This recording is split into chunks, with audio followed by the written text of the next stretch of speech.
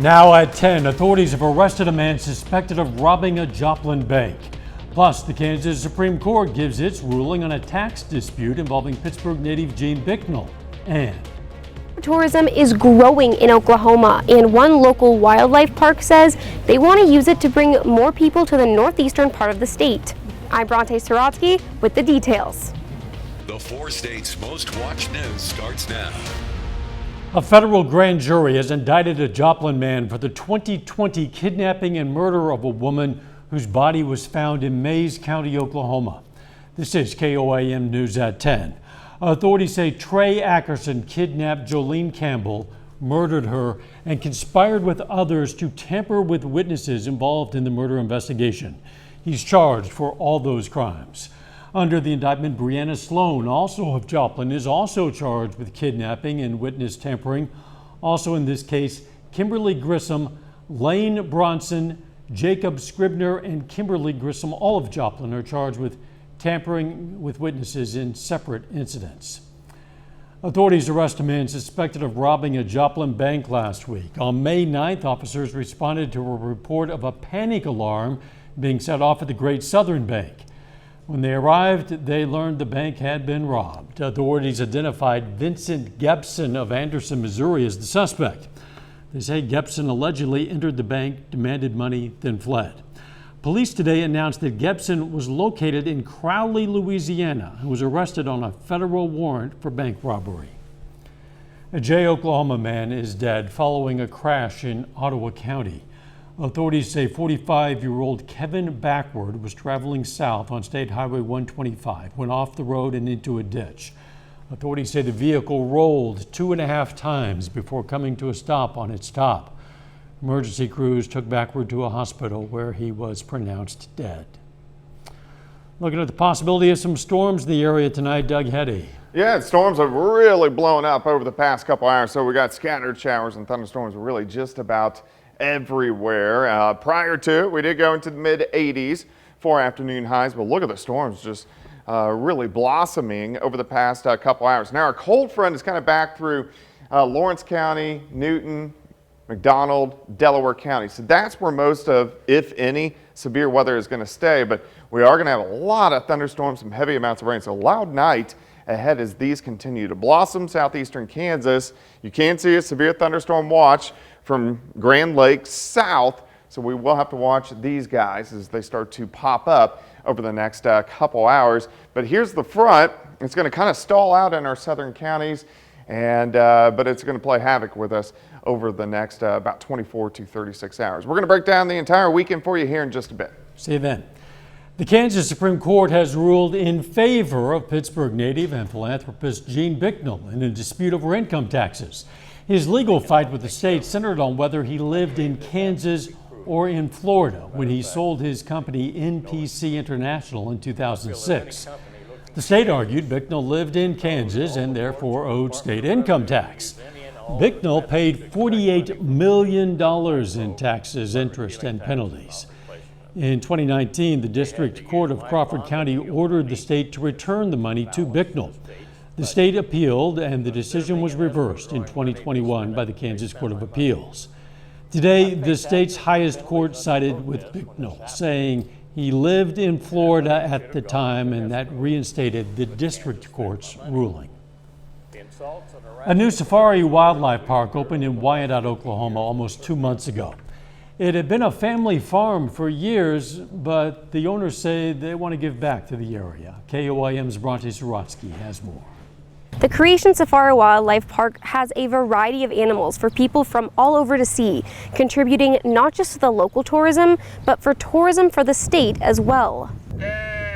People come here that might not otherwise came to this area, and then they see other things they would like to do.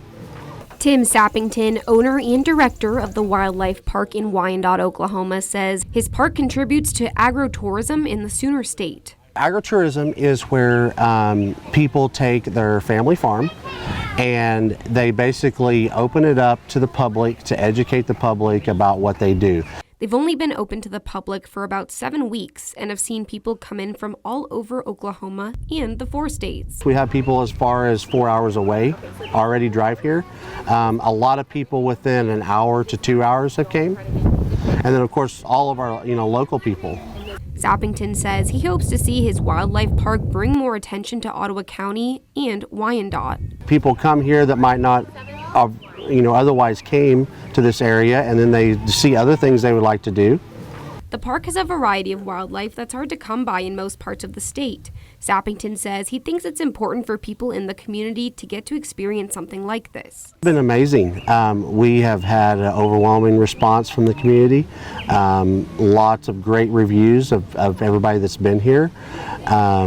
It's been amazing. I think it's a needed thing for our community. Most importantly, Sappington says he just hopes to share his family's dedication and interest of animals with anyone interested in checking it out. In Wyandotte, Bronte Sorotsky, KOAM News. The Creation Safari Wildlife Park is open on Fridays and Saturdays from 9 to 4. The 47th Four-State Farm Show is back in Pittsburgh. This is the second year it's been at Pittsburgh State University in the Plaster Center. Organizers say this allows the show to have a climate-controlled exhibit area and makes it easier to keep the show going, rain or shine. Although we can do a lot online these days, organizers say there are advantages to this sort of in-person interaction. One is you got that salesperson there, but you can deal with the form, fit, and function. You see something online, it's a picture of it, and you see it running in a perfect scenario of a video. But to be here, you got that technical salesperson that can talk about the pros and cons and show you how to adjust stuff. Farm show runs through Sunday. You can find more information in this story at KOAMnewsnow.com. KOAM is partnering with some other TV stations in Missouri owned by the Gray Television Group for a series of polls asking Missourians about a variety of topics. Now you can find the results of those polls on our website. You just go to KOAMnewsnow.com/elections. The online surveys were conducted last week by Survey USA. They examine a wide range of issues, including the economy, abortion, recreational marijuana, police pay, and education. Polls also examine some hypothetical candidate matchups. You can take a deep dive into how Missourians feel about these topics and also how opinions differ among various demographic groups. Again, go to KOAMnewsnow.com/elections. Coming up, the CDC is monitoring more possible cases of monkeypox in the U.S., plus the growing number of cases of a mysterious type of hepatitis among children. A Kansas City-based charity has been banned from doing business in Kansas. Attorney General Derek Schmidt says the Kansas City FOP No. 1 Fund had falsely claimed to be raising funds for local law enforcement. Schmidt says the association was not actually associated with the Fraternal Order of Police or any other law enforcement organization. Williams Storms III and his organization have agreed to pay back the $10,000 they raised to a Wyandotte County organization. Officials at the CDC are closely tracking possible cases of monkeypox. In the United States, 6 people are officially being monitored for possible monkeypox infections. This is after they sat near an infected traveler who had symptoms while on a flight from Nigeria in early May. So far, the 6 are all healthy with no symptoms. The CDC says monkeypox is rare outside of West or Central Africa and that Americans, quote, should not be concerned. The number of U.S. children who've contracted a mysterious type of severe hepatitis is growing. The CDC is now investigating 180 cases, including 6 deaths over the last 7 months. Elise Preston reports.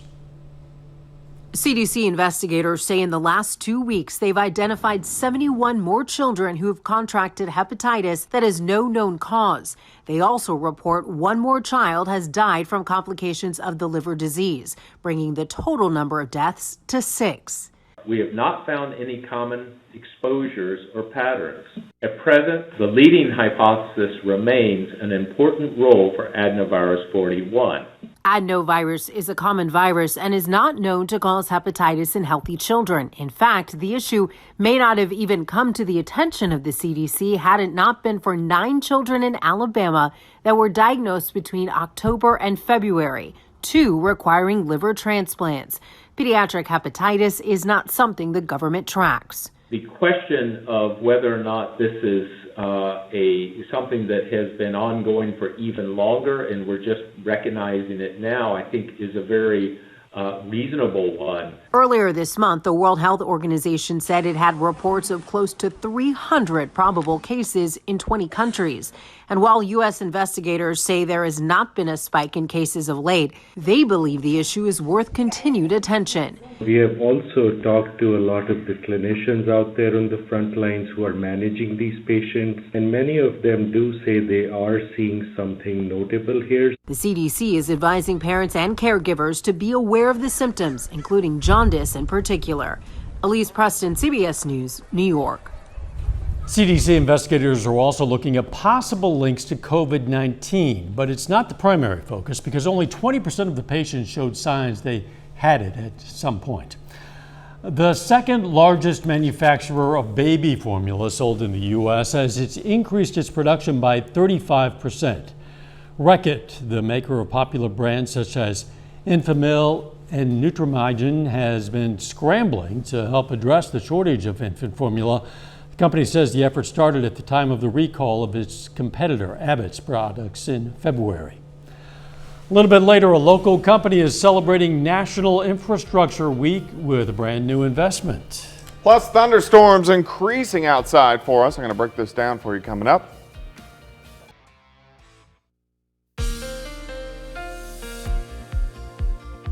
Well, it turned out to be another warm, muggy day for us today. Temperatures back up into the mid-80s, and now we have scattered showers and thunderstorms, which have been picking up over the past couple hours and really will continue tonight into tomorrow. Nice shot, Indigo Sky Casino and Resorts. Friday night, parking lots filling up. People don't care if we're getting scattered showers and thunderstorms. Had a cold front roll through, so look at this, mid-60s. And then still near 80 in Anderson. That front is in our far southeastern counties, so any thunderstorms, that's where the instability is, not for most of us, but we're still going to get some good old springtime storms, even a couple strong ones, and we can't rule out a random severe thunderstorm, especially in our southern counties. But you can see that front just kind of plowing through over the past couple hours. In Joplin, 71, northerly winds 10 to 15, humidity is 78%. Look at the storms kind of blossoming over the past couple hours. Again, nothing strong, nothing severe, but really picking up southeastern Kansas and then also into northeastern parts of Oklahoma. You can see a severe thunderstorm watch, which includes Delaware County, and that is it. Everybody else, we're just seeing some good old storms. All right, let's zoom in. So Nevada, Stockton, El Dorado Springs, back to Fort Scott, Pleasanton. Very hit and miss, popcorn-like. We can track a little farther south. Here's Girard, Pittsburgh, over toward Oswego, and then back south of Coffeyville. A couple little guys trying to get going, southwestern parts of Missouri, and then where the air mass is a little bit more unstable, you can see these guys popping up southern parts of Delaware County. So here's Jay, here's Grand Lake. So we'll watch and see how those blossom as we go through the next hour or two. But by far, most of the severe weather is going to stay right in here, just south of the region. Let's go through time. So 11, 12, 1 o'clock, where that front is, some more intense storms in our southern counties. Everybody else gets the popcorn thunderstorms that we have out there right now, but it could produce some heavy amounts of rain. So here's 2:30, increases again late tonight, again, southern counties, a little bit more powerful. Everybody else, just good old thunderstorms, a loud night, really. Thunderstorms continue as we go into the morning hours, and then we get a little bit of a break, and then here they come again. Scattered showers and thunderstorms pop up again as we go into the afternoon hours. Look at our temperatures too. They're going to be dropping. I think we'll get to low to mid 60s by noon. Then we fall into the 50s during the afternoon. A little breezy, north winds at 10 to 20. If you have evening plans, most of the rain should be out of here by 6 or 7 p.m. We clear out tomorrow night. We drop into the lower 40s, and then partly sunny skies as we go into Sunday. Sunday, not bad as we make it up into the mid-60s for highs. Along and south of I-44, we'll get the heaviest amounts of rain of upwards of an inch. Everybody else will kind of be in that quarter to half-inch range. 64 tomorrow, 64 Sunday. We stay in the 60s all next week. Thunderstorms return back into the 70s Friday. Next weekend is Memorial Weekend. Let's take a look. We got a severe threat Saturday. We got a severe threat Sunday. Memorial Day itself looking pretty good. Yeah, but people plan events for the weekend, not for the day. And that's why I showed the 10-day so people can see that. I know, and we appreciate it. We prefer that the forecast was better, but thank you. It's National Infrastructure Week, and a local utility company is celebrating. Missouri American Water is highlighting its new investment of about $400 million in water and wastewater systems all across the state. Crews are completing a two-phase project, replacing about 1,200 feet with 8-inch pipe near Royal Heights Elementary. Joplin in 1983 versus today, obviously there's been a lot of growth. There's more demand for water than there used to be. So we like to be proactive with investments, and we like to replace things when they approach what we call the end of their useful life. The investment is estimated to create 2,400 direct jobs to support project design and construction, as well as 3,600 indirect jobs. Still ahead, Crowder College baseball aims to move on to the district championship, and a track and field standout leaves his mark for the Pitt State Gorillas. Jacob Leonard has that and more up next.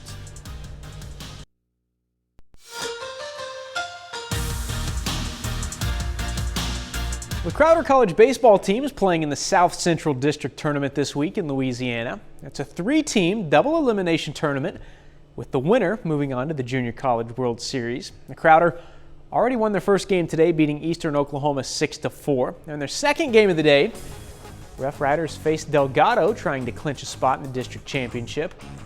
Crowder scores 3 in the 8th in this one, take down Delgado 5-3. These two teams will meet again tomorrow at 4 p.m. If the Rough Riders win that one, they're going to the JUCO World Series. If they lose at 4, they'll turn right around and play again in a winner-take-all Game 3.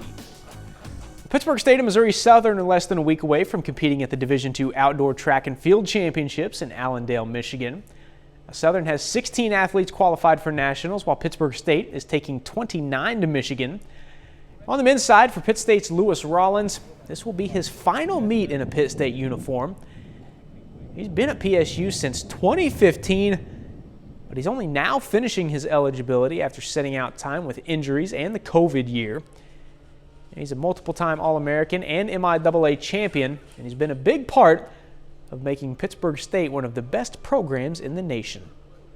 He's the reason our men are where they are, just because of his leadership, exactly like you said. You cannot replicate what he does for this program, and you cannot replace it. He is a phenomenal person, phenomenal young man, an outstanding leader, and his accolades should prove themselves. So what he means for this program is everything. He is just an outstanding person, and he's going to be sorely missed. It's been a long time coming for me here at Pitt State, so this one means a lot, and just finishing it on top is the plan for us as a team and for me as an individual as well. The Carl Junction girls soccer team will play for a district title at home tomorrow afternoon. The Bulldogs face Branson at noon tomorrow in the Class 3 District 6 Championship. Now, these two are the top 2 seeds in the bracket. Branson is 1, CJ is 2. But the Bulldogs actually beat the Pirates a week ago 3-1 in Carl Junction. After making the district championship last year but falling to Webb City on penalty kicks, the Bulldogs are motivated to go out tomorrow and get a different result. We noticed how the other team was celebrating, how they felt, and we tried to put that in the memory bank. Last season was really hard for us. It was a big game, and we didn't win it, and I think that kind of impacted us and made us want it even more. We have more passion this year. And I think now they're starting to believe that they're a good team. I think they're starting to believe that they can win. That's the biggest thing, is this, the confidence that our team is gaining over this last couple weeks. And that's it for sports. We're back after this. Take time now to honor a local veteran. Zachary Plott served in the U.S. Air Force. His hometown, Baxter Springs, Kansas, and we salute Specialist Zachary Plott, a 4-state hero. An amazing technological feat on a Colorado racetrack is helping a Florida man put a life-changing accident in the rear view. Jeremy Roth has more. Watch incredible groundbreaking technology allow a paralyzed man to drive a race car with his mind. 9 years after a car accident left him with no mobility below his waist, German Aldana Zuniga took the wheel of this race car at a Colorado track, but from the passenger seat, with an onboard computer responding to commands from a microchip in his brain. Notice how the man in the driver's seat is not steering. It responds to what you think. It's just incredible. It's the result of more than a year of pioneering engineering by a team led by a Colorado neurosurgeon who says possibilities for the tech are endless. We can use this potentially for driving an electric wheelchair, a golf cart, control a robotic arm. For Aldana Zuniga, it was a game-changing milestone on the long road from his life-changing accident. A high-tech first took center stage in LA as the Los Angeles Fire Department became the first in the US to get an all-electric fire truck. The truck meets all national fire standards and has all the latest firefighting bells and whistles, but it's slimmer than a standard engine, and its electric motor produces 0 emissions. It's also more agile with tighter turns and kooky crab walking capabilities.